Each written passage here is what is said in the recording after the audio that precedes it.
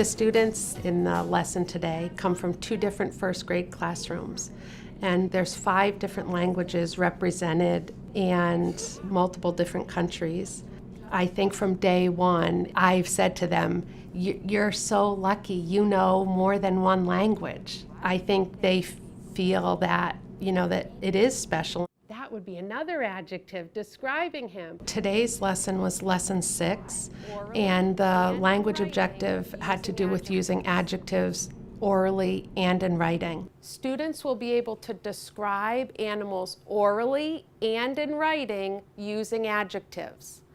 I tried to use pictures of grassland animals for them to be able to look and see the colors, and I also was working in prepositions. Your preposition was on, and then you even described the grass with an adjective. What kind of grass? Green. The green grass. I tried as best I could to have students interact and use as many adjectives with their partners before getting into writing, because that's more difficult for them. Put your hand up if you can think of anything we can use to describe this picture. Braden. Grassy. Grassy. Mariam. Green. Green.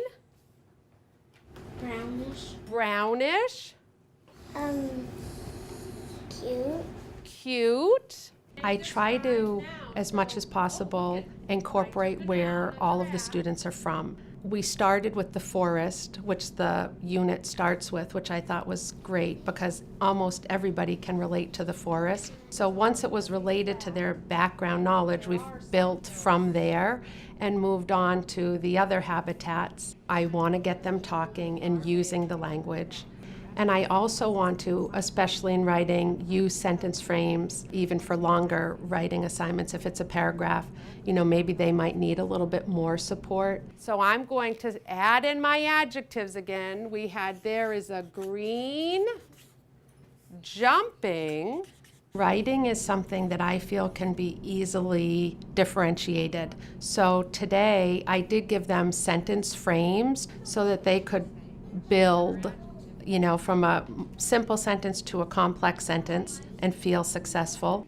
So you could say they're on the grass, or they actually are. They're in the grass. They are, you're right. I also do a lot of pairing and sharing so that if they're more reluctant to share out to the whole group, they've at least had that interaction with a pair.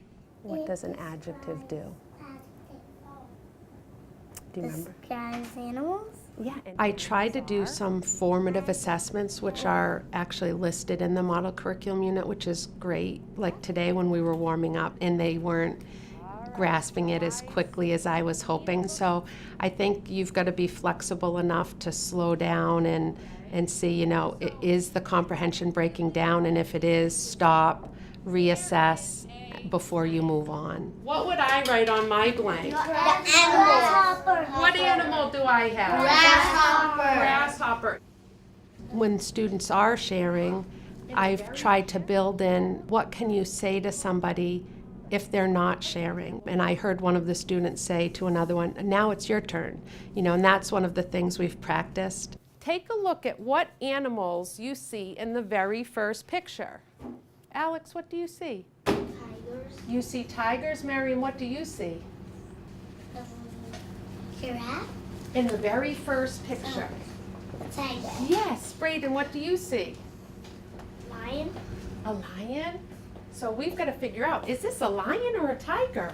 A lion. You need to be flexible with your timing, and depending on the levels of your students, sometimes you might think, I don't need to use this. They're really strong in this area, so this can go, but I want to make sure to get this in because this is something extra that they do need.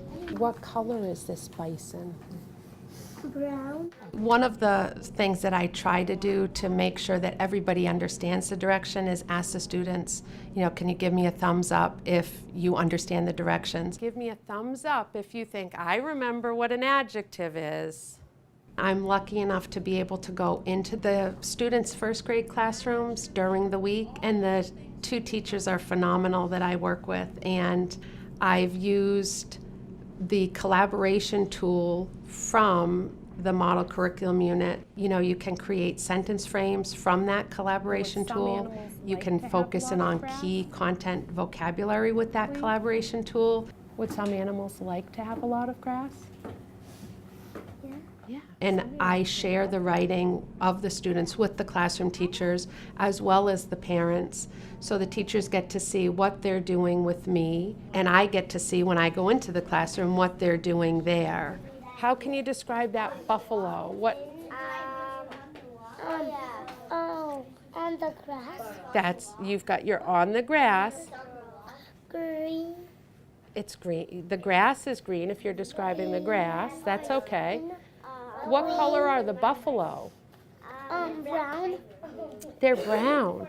Do they look like they're a small animal? No, they're big. They're a big Because animal. if they're small, they will get in the grass. They would be. I think you have to really adapt based on who's sitting in front of you. So next time, it would probably be a different experience because it will be different students.